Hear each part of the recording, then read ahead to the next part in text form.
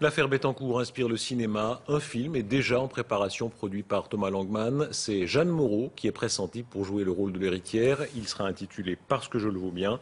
La saga de L'Oréal en dit beaucoup sur les passions humaines et sur l'histoire française. Jacob Berger, le réalisateur, l'évoque. C'est le retour de la chronique libre du cinéaste à qui la rédaction donne carte blanche. On l'écoute.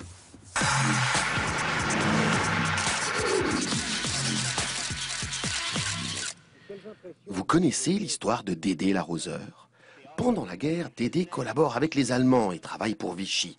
À la Libération, devenu gaulliste, Dédé sauve la mise à son patron, un pharmacien qui avait vendu trop de shampoing au Bosch. En récompense, le pharmacien lui donne sa fille, Liliane, en mariage. Et voilà Dédé devenu patron de L'Oréal. Pendant les 30 années qui suivent, Dédé devient milliardaire. Il verse des paquets de pognon au parti de la droite française. Il devient même ministre. Sur le tard, il tombe amoureux d'un jeune homme, un dandy qui écrit des livres et fait de la photo. À la mort de Dédé, la femme de celui-ci, Liliane, alias Lily Mise en Pli, lègue au dandy 1 milliard d'euros. Non, pas 1 million, 1 milliard. Pourquoi? Mais parce qu'il le vaut bien. Et Riri la praline, vous connaissez? De 2007 à 2010, Riri est ministre en charge des finances de la France. Son épouse, elle, travaille à faire fructifier les milliards de la femme la plus riche du pays.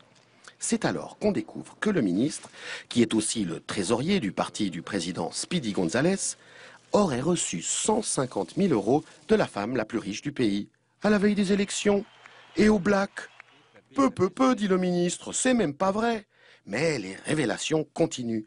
Riri aurait refilé une légion d'honneur au gestionnaire de fortune de la femme la plus riche de France pour le remercier d'avoir engagé son épouse. Ouïe, ça commence à sentir la boîte à biscuits pour Riri la praline.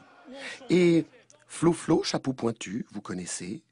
Flo, c'est la femme à Riri. Comme il est maire de Chantilly, Flo, elle a un truc pour les chapeaux et les chevaux. Avec ses copines, l'héritière Lacoste et l'épouse PMU, elle crée une écurie, l'écurie Dams. Et oui, depuis que le président Speedy González a institué le bouclier fiscal, on peut acheter des chevaux de course avec l'argent des impôts. Peu, râlent certains députés. C'est pour créer de l'emploi, le bouclier fiscal, pas pour s'acheter des chevaux.